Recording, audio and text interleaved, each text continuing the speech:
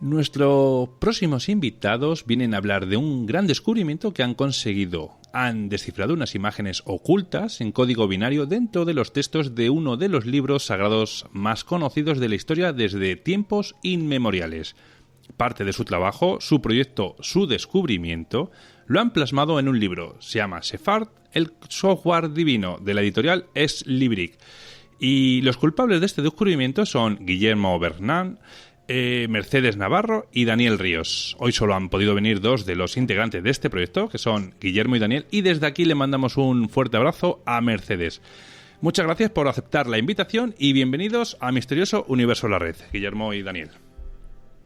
Buenas noches, Víctor. Encantado de estar contigo en tu programa y, como ya te mencioné fuera de micro, yo me considero un oyente fiel a todos tus podcasts y pues encantado de estar aquí contigo, formar parte de ellos.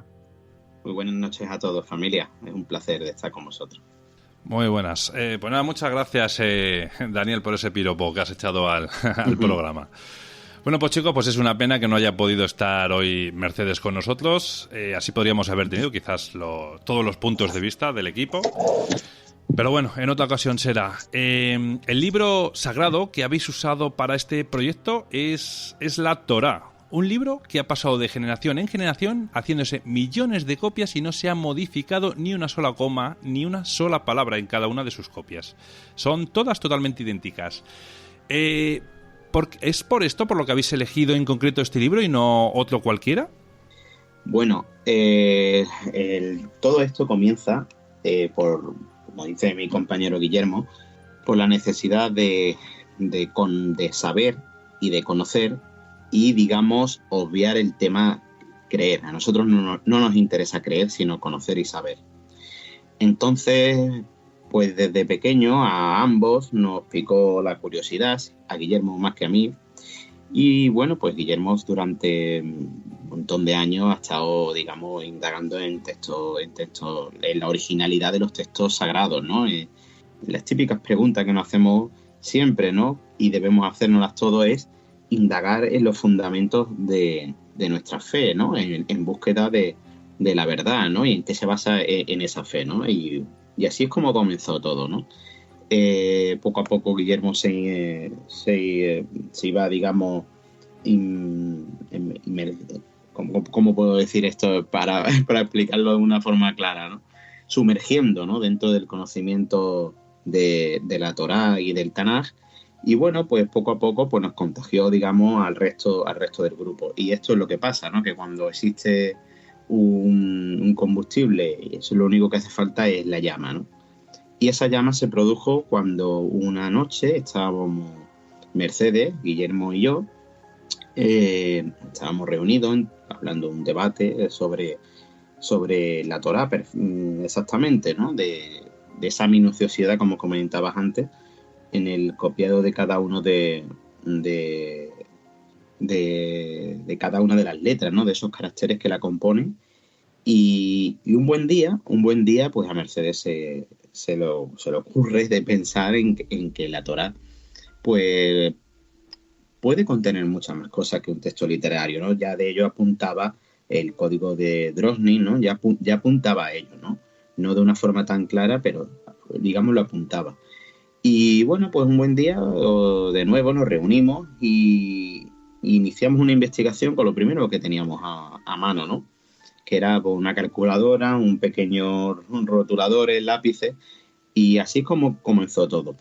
La chispa fue entender que la Torá, más allá de un texto literario, ese especial copiado que tenían los eruditos judíos en el copiado de cada una de la Torá, nos hacía entender que cada Torá pueda ser o pueda contener código binario. Esto es así porque cualquiera que sepa un poco de informática sabe que cualquier modificación en una línea de código o cualquier carácter en una línea de código pues da al traste con el software, ¿no? Con lo que queremos, ¿no? Y aquí pues comienza entendiendo a la Torá como un conjunto de números y de datos en binario. ¿Por qué en binario? Porque es la base, digamos, de programación de todos los sistemas digitales que usamos actualmente, y además es la forma más sencilla, ¿no?, de representación de datos. Esto lo va a desarrollar mejor Guillermo, en lo que, digamos, cómo se nos ocurre extraer ese código binario de la Torá. Bueno, en resumidas, la manera, o digamos, la determinación de decidir indagar en la Torá mediante código informático resulta, pues como todo en la vida, ¿no? Todo surge primero de una idea muy humana. Es decir, tenemos en cuenta esa minuciosidad con la que trabajaban los eruditos hebreos a la hora de copiar la Torá y que lo siguen haciendo hoy día. Luego tenemos, por otro lado, ya como antecedente, los códigos de letras equidistantes, los saltos de letras equidistantes de Eliyahu Rips, que plasma Drosnin en su libro. Y luego, al margen de ello, pues tenemos esa imaginación, ¿no?, que yo creo que todo ser humano la tiene, solo que en ocasiones solamente necesita despertarla, ¿no? Como dijo Daniel, tener ese combustible, añadirle una chispa a ese combustible. Algunos, pues, tenemos la imaginación más vívida, más despierta, otros menos, pero yo creo que todos las tenemos en la misma medida. Solamente hay que lograr llegar a ese punto de decir, oye, pues esta idea que yo tengo la voy a llevar a cabo. Mercedes pues lanzó una suposición al aire y dijo, oye, si aquí hay letras codificadas de forma equidistante, hay códigos de letras pequeñas y letras grandes que vienen a indicar ciertas fechas para ciertos sucesos que narra la Torá, ¿por qué no podría haber un código que proyecte algún tipo de imagen? Daniel añadió incluso la música, notas musicales. En ese momento nos decantamos por intentar lograr esa metodología que diese con imágenes, en tanto que la música no tiene forma de aplicarse a los caracteres hebreos, porque tenemos 22 caracteres y 7 o 12 notas musicales, entonces no procedía. De ahí en adelante, pues en el transcurso de los 2 siguientes días, cuando finalizamos esta primera reunión, fue cuando Daniel apareció diciendo, oye, el código binario sería interesante de cara a esa idea que tenemos de las imágenes. ¿Qué ocurre? Que esa tercera base de la que llamamos fue la gematria hebrea. La gematria es un método que asigna un valor numérico a cada letra del alefato hebreo. Con ello teníamos unos valores decimales para cada una de las palabras que componen la Torá y la idea de convertirlo en binario. El binario, todo el mundo sabe que tras una pantalla de móvil, de televisión, de ordenador, se encuentran unos y ceros que son los que proyectan la imagen. Entonces la idea, digamos que el círculo se había cerrado en ese momento. ¿Cuál fue la sorpresa? Pues que al empezar a aplicar esta metodología a las palabras de la Torá, se iban formando mapas de bits. De ahí en adelante, todo el resultante es lo que se puede apreciar tanto en el libro que hemos dedicado a ello como en cada uno de los vídeos que seguimos subiendo hoy día con nuevas apariciones. O sea, que aparece un mapa de bits, ¿te refieres? O sea, vamos a poner un ejemplo. Es decir, si por ejemplo hablamos de cuando cuenta la parte de Adán y Eva con el tema de que no pueden tocar la manzana en el Edén, ¿qué podríamos encontrar, por ejemplo, en ese texto? Pues en ese texto, como en cualquier otro, hay pictogramas resultantes, en su mayoría alusivos directamente al texto, como tú estás mencionando.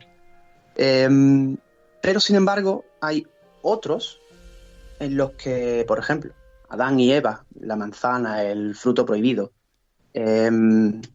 aparece la cara de una serpiente, aparece como un matorral, una especie de árbol.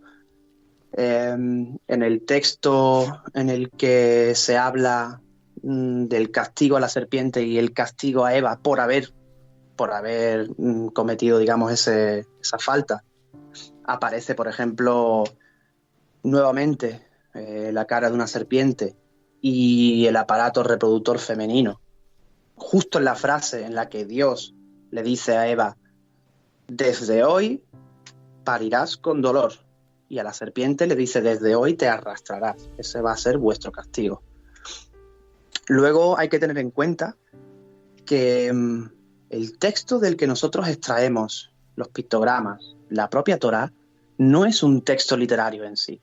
El que quiera leer la Biblia y quiera entenderla desde un punto de vista histórico o literario, está completamente en lo erróneo, puesto que es un libro que se escribe en un idioma de época, pero está dirigida al futuro, o sea, al resto del paso del tiempo, y siempre de manera contemporánea. Y para ello siempre digo el ejemplo más simple, que es la primera frase que encontramos en la Biblia.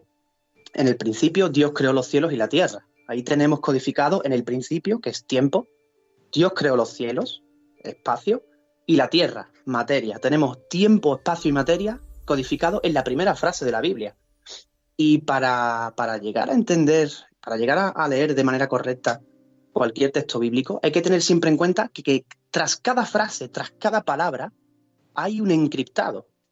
Y un encriptado, digamos, en 6, 7, 8 niveles diferentes. El proyecto Sefard es un nivel más de ese encriptado. Pero, vuelvo a repetir, leer la Biblia y querer entenderla de manera histórica y de manera literalmente, únicamente, ¿vale?, es erróneo. No se puede entender de esa forma. Ahora bien, esa frase concreta, para que veamos ahora el nivel de encriptado, esa frase concreta en la que Dios le dice a la serpiente, tu castigo será arrastrarte desde hoy. Si nos fijamos bien en la frase, la importancia reside en el momento de la frase en el que dice desde hoy. De hoy en adelante te arrastrarás. Significa que la serpiente estaba de pie, porque si no, no es castigo ninguno. Una serpiente de por sí se arrastra. ¿Qué castigo es que una serpiente que se arrastra se arrastre? Ahora bien, si nos fijamos bien en la fisonomía, en la parte biológica de la serpiente, nos encontramos con varias especies de serpientes que tienen desarrollado, anexos a la columna vertebral de la serpiente, tienen extremidades que no desarrolla, pero las tiene. Eso implica de que en un pasado esa especie de serpiente ha tenido extremidades, lo que no descarta que haya podido estar de pie, sí, lo que validaría esa frase en la Biblia. Sí, y nos encontramos con esas encriptaciones en cada una de las frases de la Torá. Pues sí, hombre, yo entiendo que cualquier persona que te esté ahora mismo escuchando se le puede venir a la cabeza la imagen de un reptiliano, tal y como lo estás contando, ¿no? Le puede venir la imagen que al estar crea estar de pie, conveniente cuidado. Y oportuna, sí, sin duda alguna. O sea, ahora mismo, claro, el tema de los reptilianos pues está muy en la actualidad, ¿no? Es muy vigente. Sí, desde luego. Y bueno, en ese aspecto no estaría equivocado, puesto que lo que es el término reptiliano no deja de ser un reptil que tiene una forma humana, ¿no? Y la Torá dice que la serpiente era una serpiente, pero con una fisionomía más cercana a la del ser humano. Estaba de pie.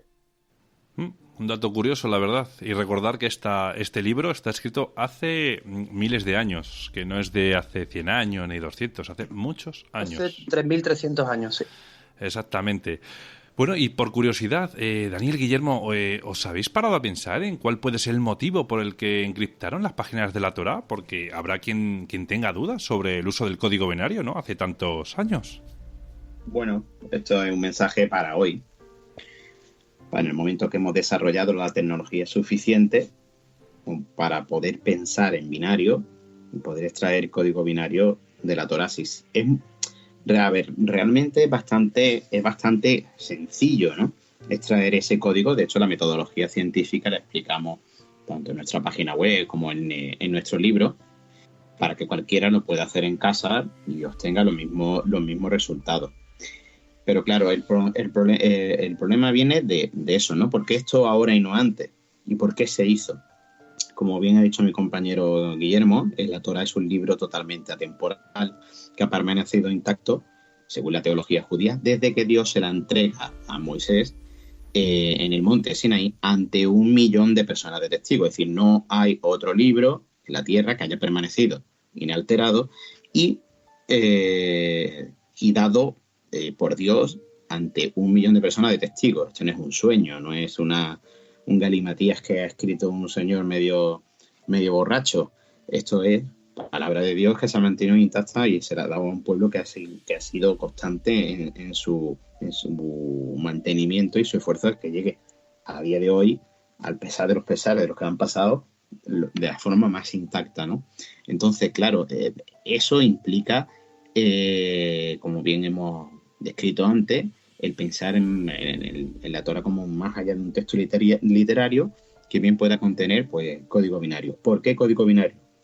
Porque sencillamente, como he dicho anteriormente, es un mensaje para hoy. Si partimos de la base de que la Torá no es un texto literario y en ella está contenido prácticamente todo, porque no va a haber ese código binario que dé como resultado en una primera etapa esas imágenes, ¿no? Todo esto es un mundo nuevo, ¿no?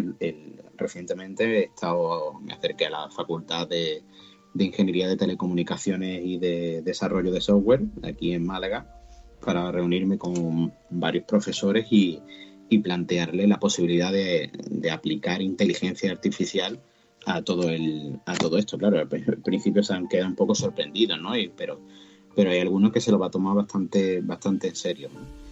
¿Por qué? Porque esto es para eso. O sea, nosotros lo que hemos develado es una capa de información que da imágenes, pero es que hay mucho más. Y esto se tiene que procesar mediante supercomputadores e incluso con la informática cuántica en un futuro, porque aquí estamos convencidos que hay mucho más. ¿Por qué? Pues para decir Dios que sigue aquí, que sigue vivo y que nunca se fue. Porque otro mensaje que podemos extraer de esto no es otro. Hay mucha gente a lo mejor que tiene unos planteamientos un poco extraños y bueno, pues puede volver a la autenticidad de la originalidad de su fe mediante este tipo de cosas. En el libro lo comencéis haciendo una reseña de Carl Sagan y su mensaje de Arecibo. ¿Qué similitud tiene este mensaje lanzado al espacio en el año 1974 con lo que vosotros habéis conseguido encontrar en la Torá? Bien, el mensaje de Arecibo lo confecciona un equipo de astrofísicos de la NASA con la finalidad de que algún día llegue pues, a una civilización inteligente fuera de la Tierra, ¿no? Entonces, tenemos ahí a un grupo de científicos con un presupuesto prácticamente infinito del gobierno americano que realiza una encriptación binaria encriptando pues, información existencial de la Tierra, tales como nuestra cadena del ADN, el tamaño del planeta, los habitantes pues, en aquel momento que posee la Tierra, y lo hace con un esquema que es exactamente el esquema resultante de nuestro experimento. O sea, es asombroso porque si uno aprecia el mensaje de Arecibo, que lo puede encontrar simplemente escribiendo en Google mensaje de Arecibo Carl Sagan, aparece la foto con el pictograma, con el mapa de bits proyectado, que confeccionan pues prácticamente las mentes más brillantes de aquel momento, de los años 70. Y aquí, en cambio, nos encontramos con que la Torá ya contiene ese mensaje multiplicado por el infinito prácticamente, sin haber tenido posibilidad ninguna de haber accedido a un ordenador, a un software binario, puesto que estamos hablando de un texto de una antigüedad de 3.300 años. Nos encontramos aquí con que Carl Sagan presumía del primer cómic digital de la historia, con ese mapa de bits encriptado en binario. Y sin embargo, tenemos que refutar esa frase. A ver, irónicamente, Carl Sagan, por desgracia, hoy por hoy no se encuentra en vida. nos hubiese encantado que pudiese haber podido apreciar el mapa de bits que obtenemos nosotros de la Torá, porque hubiese completado su trabajo, y yo estoy convencido de que podemos dar por hecho de que el desencriptado, la decodificación de la Torá en binario que nosotros hemos llevado a cabo, realmente es la respuesta al mensaje que envía Carl Sagan al espacio hace 40 años. El por qué me remito al primer encontronazo que tenemos nosotros, proyectado a modo pictograma, y es el resultante de las 4 primeras palabras de la Biblia. En el principio, Dios creó. En hebreo, Bereshit, Bara, Elohim, Et. De esas 4 palabras sale proyectado una Aleph y una Lamed. En hebreo es una E y una L. El. Y él es Dios en hebreo. Qué curioso, la verdad. Qué curioso. O sea, ¿quién lo diría, la verdad? Es lo que me has recordado antes, en un libro de hace 3100 años. Hay que tener en cuenta también que nosotros, o la mayoría de escritores, al iniciar un libro, pues siempre deja una dedicatoria, ¿no? O una frase quizás célebre que a él le llame la atención. Y en el caso de la Torá, nos encontramos con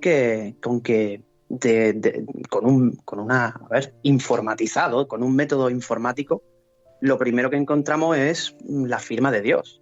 O sea, un escritor puede firmar, puede dedicar un libro en la primera página, pero en este caso, el Dios del que nos habla la Torá es el que firma con su nombre personal, en la primera frase.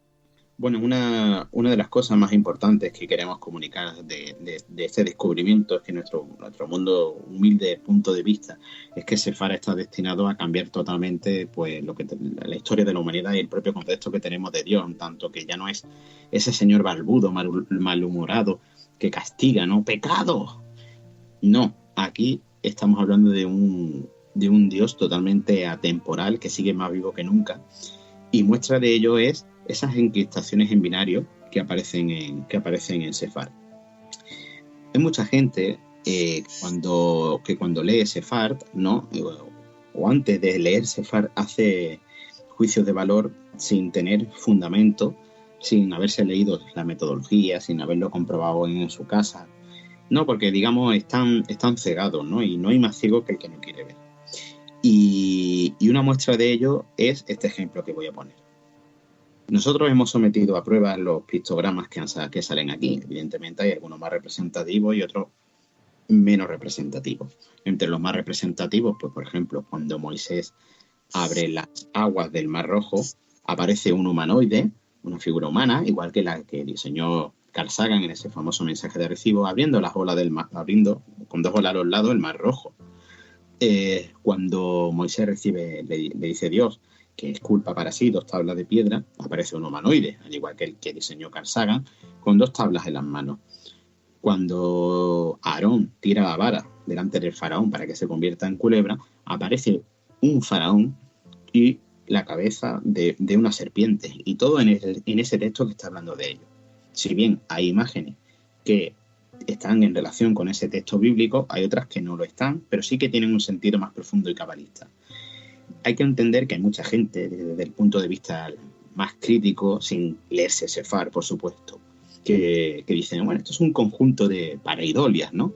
Claro, el problema del conjunto de pareidolias es que esas supuestas que digan pareidolias están en relación con el texto bíblico. Es decir, también podríamos entender que pareidolia es el código de arrecibos, ¿no? Porque si una persona que no conozca el código de arrecibos se lo pones por delante, pues podría decir, pues yo aquí no veo nada. Y es lo que pasa con esto, ¿no? Con Sefar hay cosas muy evidentes y otras que no. En tanto que, por ejemplo, si a mí me pones el esquema el esquema eléctrico, ¿no? De un mando a distancia de la puerta de un garaje, yo no sé lo que es, pero a lo mejor un ingeniero, pues sí sabe. Si lo ve aquí, sabe lo que es. Con eso puedo decir que no podemos tener esas creencias limitantes, por muy científico que se sea, y ponerse esa pared que te impide indagar e investigar. Es decir, esto hay que tomárselo serio y decir, aquí qué es lo que hay, qué es lo que han hecho estos chicos, vamos a seguir esto, porque aquí aparecen imágenes que están relacionadas con el texto bíblico. En tanto que, por ejemplo, la chica que nos dibujó las ilustraciones de Sefar, ella es sordomuda.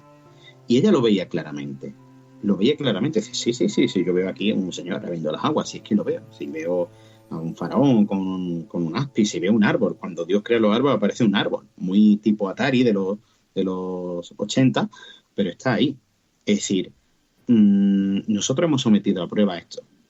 Lo hemos presentado ante distintas personas, ¿no? de distinto nivel cultural, y los resultados han sido lo mismo. A no ser que demos con una persona, claro, obcecada, porque, como he dicho anteriormente, no hay más ciego que el que no quiere ver. Pero ahí están los resultados. Cualquiera lo puede hacer en casa. La metodología está abierta y es sencilla de aplicar para que cualquiera lo pueda hacer. Y el resultado va a ser el mismo, claro. Aquí no hay ninguna alteración. Sin duda. Dime, Guillermo. Nosotros, a la hora de haberlo contrastado con personas de diferentes niveles culturales, como dice Daniel, hemos tirado también de las edades, ¿no? Hemos dado esto ante personas de diferentes edades y se nos prestaba muy bien dentro de nuestra propia familia. Tenemos personas más adultas, personas de nuestra edad y luego nuestros sobrinos, los niños. Y curiosamente, mostrándoselo a un amigo, lo primero que él interpretó de la figura de Moisés con las tablas fue que parecía un hombre haciendo pesas. ¿Qué ocurre? Es que él es asiduo a un gimnasio. Entonces lo primero que le viene a la mente es un hombre haciendo pesas. Y consultándolo con mi sobrina, por ejemplo, lo primero que me dijo es mamá viniendo del Mercadona con 2 bolsas. Pero todos están de acuerdo en que hay una figura humanoide portando 2 objetos en los brazos. Si tiramos ahora del texto bíblico del que se extrae, la frase es clara: esculpe para ti 2 tablas. O sea, uno puede tener un nivel interpretativo de la imagen que aparece, pero es que para ello, para corroborar luego esa imagen y para determinarla, está el texto del que se extrae. Eso es lo más curioso. Y al final uno siempre llega al origen y dice, bueno, si uno me dice a mí que parece una mujer con 2 bolsas del Mercadona y otro me dice a mí que parece un hombre en un gimnasio levantando pesas, para mí es Moisés con 2 tablas. Y el texto, de hecho, es la inclinación de esa balanza, ¿no? De decir, vale, aquí pone que es Moisés con 2 tablas. Eso descarta cualquier pareidolia. O sea, no hay margen de interpretarlo de tal manera. Y de cara al oyente, eso es lo que nos hace distintos del código de Drosnin. Es decir, el código de Drosnin se basa en una secuencia de letras equidistantes. Es decir, yo cojo la primera letra, cuento 10, cojo la que hace la décima, cojo la tercera que es la 20ª, etcétera. Esto no es así. Esto es totalmente distinto. Esto es un conjunto de imágenes que estaban ya encriptadas ahí, que nosotros la hemos desencriptado, que va a permanecer inalterado, puesto que la imagen va a ser la misma aquí y en Pekín, siempre siguiendo esa metodología, ¿no? que viene en Sefard. Aquí no algo hay... importante que añadir, sí. algo importantísimo que añadir es que nosotros hemos querido mantener esa autenticidad, esa forma rudimentaria de proyectarlo en cuadrados. O sea, nosotros los píxeles que hemos usado son cuadrados muy, muy rudimentarios, como dijo Daniel, tipo Atari, años 80, 90. Ahora bien, se presta a interpretar o a proyectar un mapa de bits también con círculos, cuidado. En ese momento la imagen cobra otra nitidez. Se presta incluso a usar círculos, unirlos con líneas y difuminarlos. Lo que resulta en una cara de un personaje con píxeles cuadrados, resulta de repente en una cara que parece que la ha pintado un pintor, en el que incluso le salen los rasgos en la cara y las sombras. No hemos querido hacerlo por el respeto a la originalidad. ¿Qué es lo primero que nosotros hicimos? Esto, pues nosotros nos quedamos de momento en esto. Así lo proyectamos en un primer libro y futuras indagaciones, evidentemente, pues ya se llevarán a cabo con aplicando cierto embellecimiento a las imágenes, sin modificar, evidentemente, la aparición original. Y de todas las imágenes que habéis encontrado, ¿con cuál os quedaríais? Porque en algunas se habla en referencia al Holocausto y a Hitler, y dudo mucho que hace, como hemos dicho, 3100 años se supiera nada de este señor y que desoló Europa hace solamente unas decenas de años. Claro, yo de antemano puedo decir que cada uno tiene su, vamos a llamarlo, una imagen preferida o la que más le llame la atención. Sí. Pero hay que tener en cuenta que las imágenes están codificadas también en 3 niveles, ¿no? El primer nivel es el más básico, el que es alusivo al texto. Uh-huh. El segundo nivel es un nivel cabalístico y el tercer nivel pues es un nivel ni cabalístico ni alusivo al texto, sino que intermedio, que da a entender lo que narra el texto. Ahora bien, yo creo que en cada uno de esos 3 niveles, cada uno tenemos una imagen preferida. En lo más rudimentario yo me quedo con la firma de Dios en las primeras 4 palabras, que es El, Aleph, Lamed, El, Dios. Luego, como mencionas, ahora que mencionas a Hitler, ¿no? Es mi preferida desde el punto de vista de la interpretación cabalística. Sale de un texto en el que aparecen, pues la frase es desgarradora, ¿no? Uh-huh. Haz un altar y quema en ese altar almas puras en señal de holocausto. Y aparece la cara de Adolf Hitler. ¿Qué ocurre? Adolf Hitler no existió hace 3.000 años. Ni alguien hace 3.000 años podía saber que Hitler iba a existir. Pero esto nos demuestra todo lo contrario, ¿vale? La evasión del espacio-tiempo en este pictograma es rotundo y demuestra que ya había una advertencia ahí depositada de cara al futuro.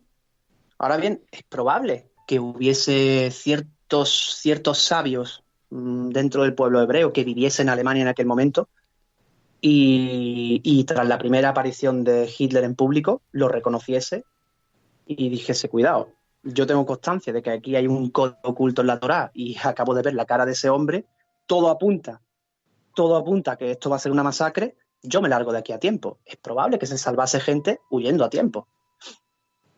Lo dejo en el aire. La posibilidad, la probabilidad quizás sea nula, pero no es imposible. Destacamos que en un ámbito ya más profético de Sefard, las profecías de Zacarías 14, en la cual narra que habrá en Israel una gran guerra de las naciones, ¿no? que irán contra Israel, ¿no? Y se consumirán las cuencas y la lengua del ojo estando la gente de pie. Vamos, literalmente lo que viene a decir el texto bíblico está describiendo los efectos de la radiación nuclear.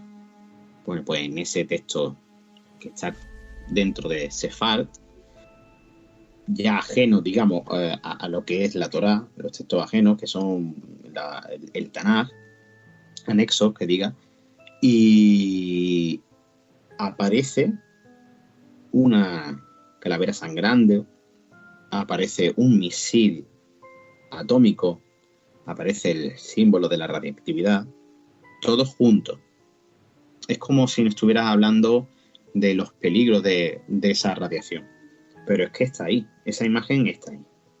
Y aparece ese texto en concreto se completa con la imagen de un personaje político de la actualidad que está envuelto en una gran guerra actualmente y no es otro que Bashar Assad.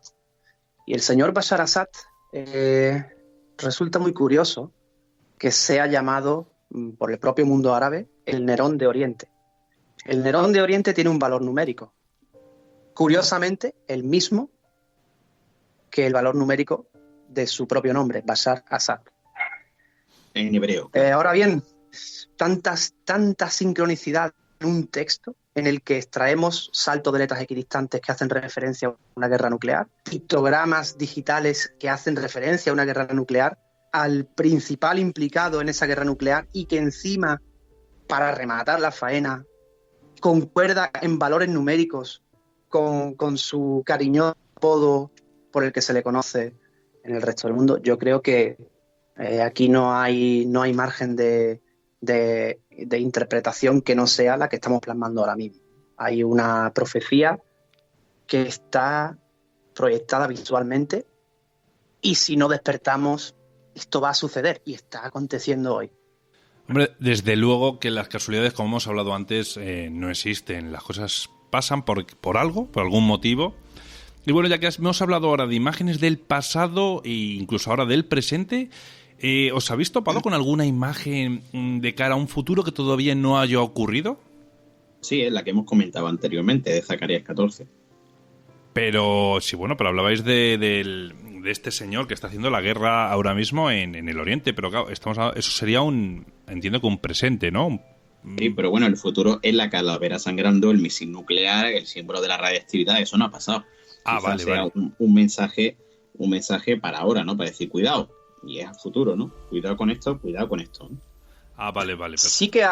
Sí que hay encriptaciones que pueden hacer referencia al futuro. El problema es que nosotros, a día de hoy, desconocemos el futuro. ¿Qué ocurre? Que al desconocer sucesos del futuro o ciertos objetos que aparecerán en un futuro, no sabemos desencriptarlo. O sea, nosotros tenemos las apariciones en los mapas de bits, pero hay objetos que aparecen que no sabemos interpretar por el simple hecho de que todavía no existen esos objetos. En el momento en que ese objeto se salga al mercado, imaginemos, sale un coche volador. Tenemos una primera foto de ese coche volador y lo vende BMW. Perfecto. En ese momento yo lo veo en los pictogramas y digo, aquí estaba codificado ese coche. Estaba codificado, un coche con alas. Y ¿qué ocurre? Que a día de hoy, pues yo no sabría decirte si eso es un objeto real o no, pero automáticamente estoy leyendo el futuro, solo que no sé qué es el futuro. Claro. Es una cosa súper curiosa. Y ciertos objetos que aparecen, que uno dice, pero bueno, este objeto, o sea, esto parece algo muy, muy palpable, muy de algo muy inminente. Esto puede salir al mercado, podría ser un teléfono móvil moderno, podría ser un televisor del futuro, pero aún no lo sabemos con certeza porque no ha acontecido.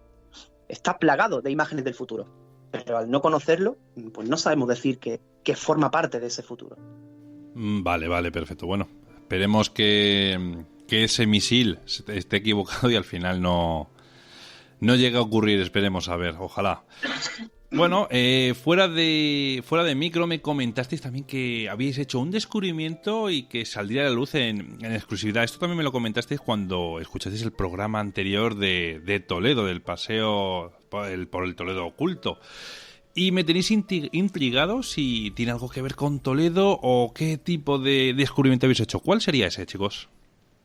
Bueno, yo creo que de antemano todo tiene que ver con Toledo, y no solo con Toledo, con Tarragona, con Barcelona, con Córdoba, con Granada, con Málaga, puesto que este hallazgo acontece en España. Entonces todo esto tiene que ver con toda España. Y el nombre del libro, Sefart, se compone de dos palabras, Sefer y arte. Sefer es en hebreo libro y arte. Entonces lo hemos acortado y hemos dicho Sef Art. El libro, un libro artístico, ¿no? A su vez, fonéticamente, emula Sefarat, que es España en hebreo. No somos los primeros que desencriptamos algo relacionado con la Torá. Aquí en nuestro país tenemos a Maimónides, Moisés de León, Abulafia, Isaac Luria, incontables sabios eruditos hebreos del medievo, ¿no? Ahora bien, el descubrimiento del que yo te hablo es una persona. O sea, desde mi punto de vista, el descubrimiento es una persona. Y esa persona es la que ha dado con una fórmula para determinar ciertos eventos migratorios y o bélicos dentro de las fronteras del Israel bíblico. Esto está relacionado con la Mesa de Salomón. Como ya te comenté al inicio, yo escucho todos tus programas. Me llamó muchísimo la atención el programa de Toledo, en el que los compañeros de Toledo Mágico hacen referencia a la Mesa de Salomón y su posible ubicación actual, esa migración que ha sufrido de Jerusalén a Turquía, de Turquía ha pasado por Roma, de Roma y al final ha acabado en Toledo. Hay quien dice que está en Jaén. Bien, ese objeto no se encuentra registrado en ningún texto bíblico. Lo que es la Mesa de Salomón como tal, o sea, como nosotros la tenemos en mente, no se encuentra registrada en ningún texto bíblico.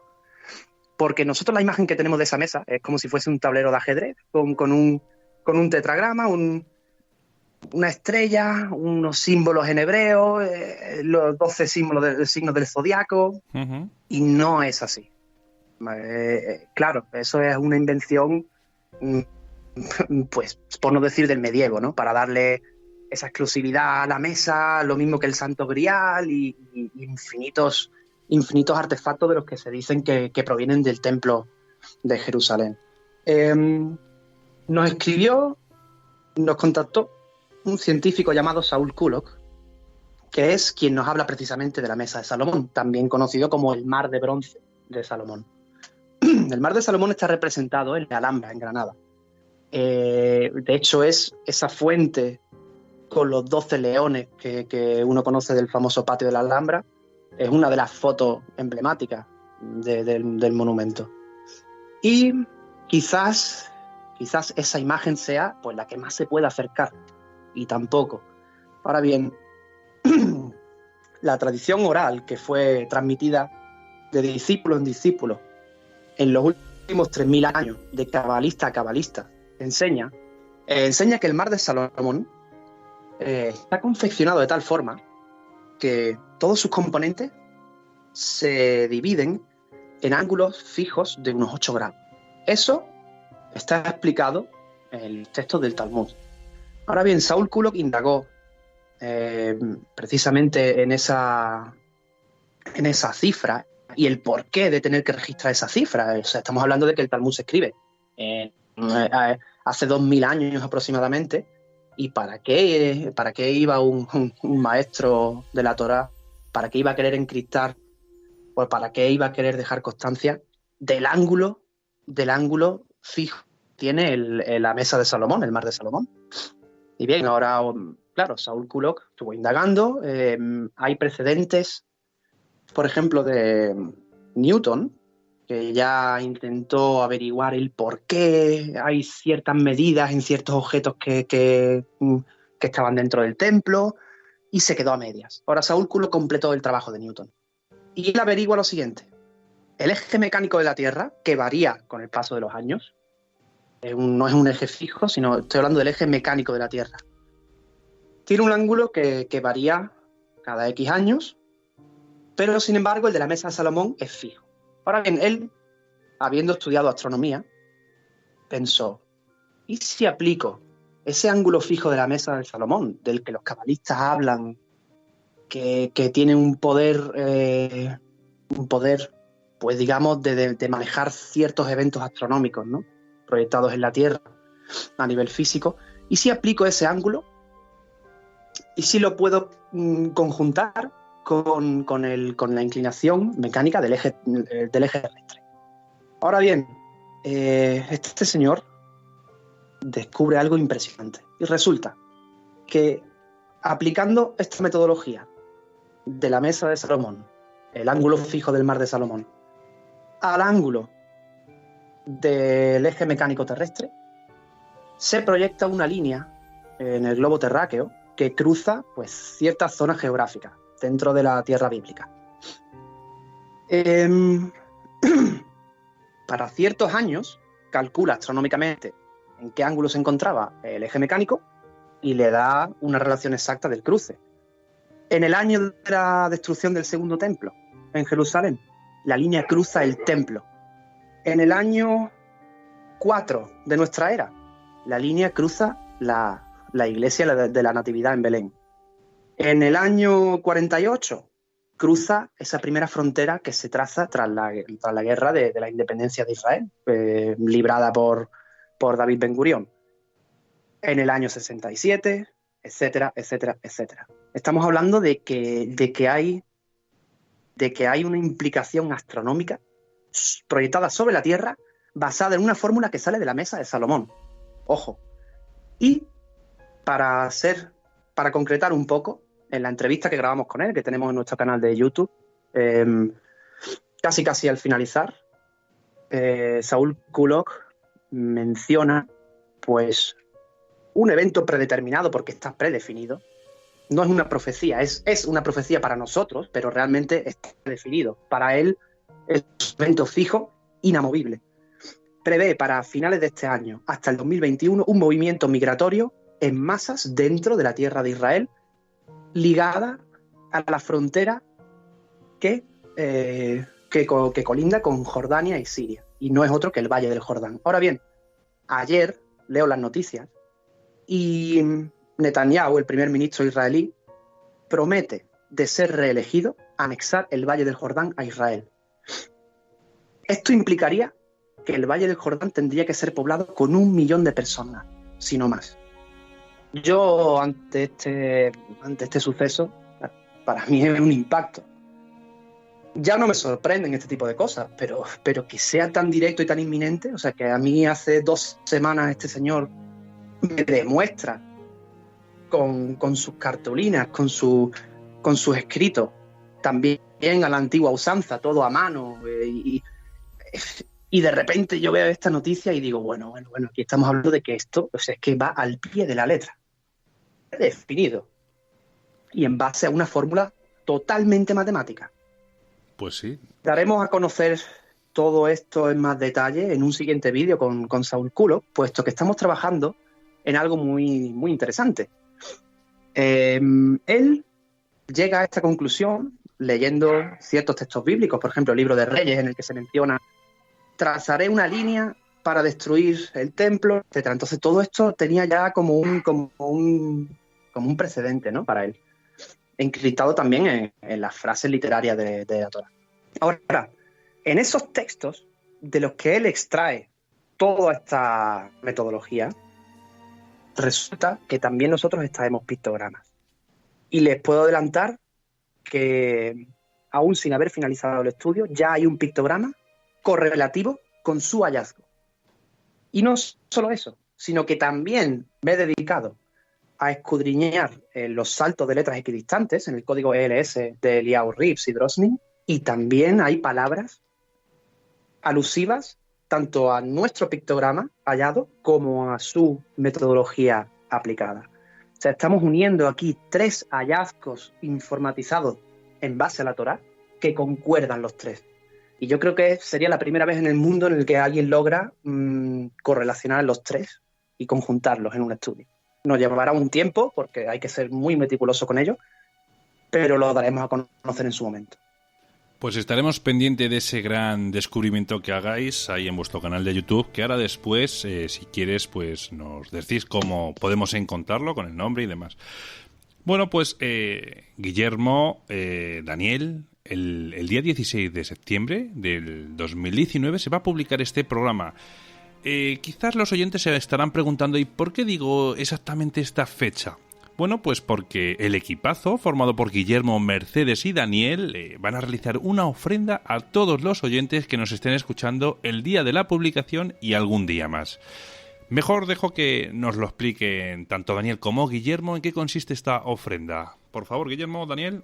Nosotros recibimos a menudo mensajes de oyentes de todas las partes del mundo. Tenemos oyentes que, por ejemplo, viven en ciertos países en los que no pueden recibir el libro en papel, o en los que les tardaría quizás 2 meses en llegar, que les sería quizás demasiado costoso. En estos casos lo que nosotros hacemos es no vamos a dejar nunca a nadie sin que tenga acceso a un libro, ¿no? Evidentemente, pues por el libro en papel hay que cobrar algo, porque la impresión cuesta dinero y nosotros no podemos costearnos regalarlo. Pero lo que sí podemos hacer es periódicamente y de manera completamente aleatoria hacer entrega del libro en su versión electrónica para que todo el mundo lo pueda leer, ¿no? Esto no es un negocio del que nosotros queramos sacar un poche panamera. Hemos pensado en lo siguiente, y a mí se me ocurrió algo cuando vi Amazonas en llamas. Me dije, bueno, vamos a ver, el Amazonas en llamas. Y ciertas imágenes en las noticias, alguna que otra, pues evidentemente no eran correctas, ¿no? ¿Desde cuándo hay alces en el Amazonas? Yo veo fotos donde aparecen 2 alces y para mí el incendio es otro. Luego resultó que fue en Canadá y la foto la pusieron ahí a modo ilustrativo. En fin, hay ciertos periodistas que no contrastan y a veces hay que cerciorarse por uno mismo, ¿no?, antes de opinar. Yo lo menciono porque lo que quiero dar a entender es que todo el mundo que esté oyendo el programa no nos crea todo lo que estamos contando, sino que lo revise y se cerciore. Antes de creernos, chequéalo por ti mismo. Y cuando tenga los mismos resultados dirás, pues mira, estos 2 chicos llevan razón. medir todo pues con la misma vara. Ahora bien, sin desviarme mucho, cuando me resonó esa palabra Amazonas en la mente, pensé, bueno, nosotros ofrecemos nuestro libro a través de Amazon. Amazon y Amazonas, pues es la misma palabra. Dije, bueno, vamos a ver una cosa. Tenemos bastante emails, bastantes noticias de personas que les gustaría leer el libro y no tienen acceso a él. Y dije, bueno, vamos a abrir una ventana en Amazon para adquirir y descargar el libro en su formato Kindle electrónico, completamente gratuito, partiendo desde este mismo momento. Entonces, ahora mismo cualquier oyente que nos esté escuchando, que se interese por el hallazgo, que se interese por lo que estamos contando y quiera leer el libro en el que reflejamos todo el inicio de nuestro estudio, la metodología implantada y el 0,9% de los resultados del total de la Torá, puede entrar ahora mismo en su cuenta de Amazon, descargarse el libro gratuitamente. La ventana estará abierta 72 horas. ¿Por qué 72? Pues tiene dos motivos. 72 por los 72 nombres de Dios registrados en la Cábala y porque durante 72 horas, tras mi primera conversación contigo, Víctor, no paraba de escuchar tu nombre. En el hospital, en correos, en la calle, en el supermercado, de boca de Daniel. Me dije, 72 horas, pues eso es lo que va a estar abierto el libro gratuitamente para que se lo pueda descargar cualquier oyente, de forma ilimitada, ¿vale?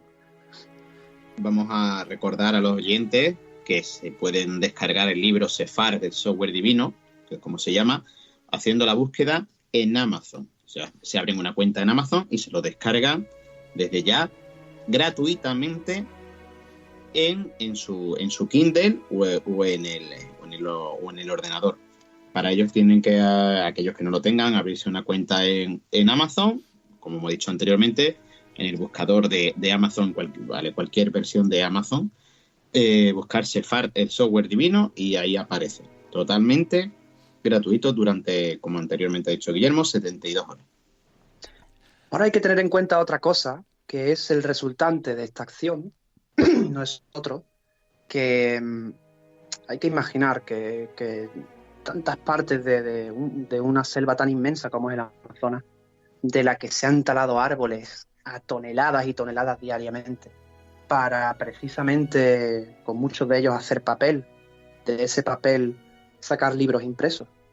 Pues yo creo que todos esos ejemplares que se pueden dejar de vender, lo mismo dan para salvar 2, 3, 4, 5 o 20 árboles. Supongamos que en el mundo entero hay 1 millón de escritores actualmente, vendiendo, imprimiendo libros, escribiendo. Si ese millón de escritores hiciese la misma acción, podríamos salvar unos 10 millones de árboles, de media. Y quizás alguien se sume a esta acción, y sobre todo en programas como el tuyo, en todo tipo de podcasts, en la radio, donde realmente muchísima gente tenga acceso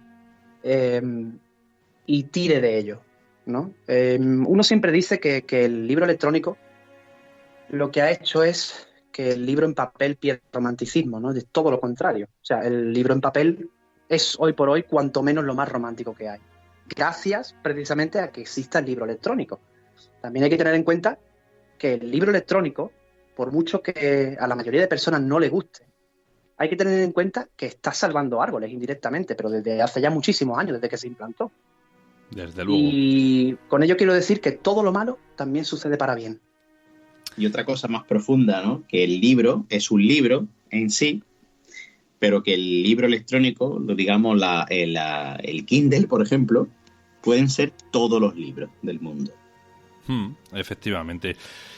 Para que no quepa duda, ¿vale? Quienes no tengáis ordenador, porque hay gente que ya se maneja solamente con tablet o móvil incluso, también esas aplicaciones existen tanto en iOS como en Android para poderos descargaros de vuestras Store, la aplicación de Kindle.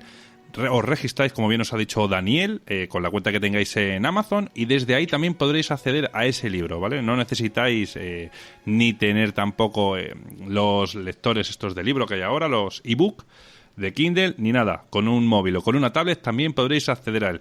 Y ojalá y más gente como Sefar tomase este tipo de iniciativas, como bien han dicho, de vender o propagar su información a través de, más bien, de versiones digitales, porque, como bien dicen, salvarían muchos árboles, que al fin y al cabo no nos olvidemos que son el pulmón que nos hace a nosotros respirar. Sin los árboles, la vida en la Tierra, posiblemente tal y como la conocemos, no existiría. Os recuerdo también que son los 3 días que os han mencionado, el 16, 17 y 18 de septiembre del 2019. Aprovechar, que creo que esto nunca se ha dado en ningún podcast y creo que en ningún programa de radio, al menos yo no lo conozco, y es todo un detalle por parte del equipo de Sefar, el software divino. Daniel, Guillermo, si quieren ponerse en contacto con vosotros, ¿cómo podrían hacerlo? A través de email, info@sefart.net, a través de las redes sociales como Twitter, buscando Sefart-info, en Facebook, Sefart, en YouTube también Sefart, y bueno, es un canal de contacto y además en ello estamos adelantando, porque nosotros no paramos de seguir investigando, pues nuestros últimos descubrimientos, ¿no? Vale, muy bien. Oye, ¿y vuestra página web donde tenéis Sí. expuesto el método también que todo el mundo se puede descargar desde allí para poder comprobar vuestro trabajo, que es verdad lo que vosotros decís? ¿Cuál sería? www.sefart, terminado en t.net. Muy bien, pues Guillermo, Daniel, ha sido un placer haber podido hablar con vosotros sobre vuestro trabajo y como me habéis comentado, seguís investigando más el libro de la Torá y todo este proyecto sigue avanzando. Deciros que esta es vuestra casa y que podéis venir aquí cuando creáis que debéis de comunicar algo al mundo, al resto de oyentes que podamos abarcar. Aquí podéis venir cuando queráis. Fenomenal, y así lo haremos. Pues nada, muy bien, Guillermo. Daniel, muchísimas gracias y muchísimas gracias también a Mercedes porque también es parte de este proyecto y que tengáis una buena investigación y que lleguéis a algo grande, algo grandioso. Todo un placer, Víctor, muchísimas gracias.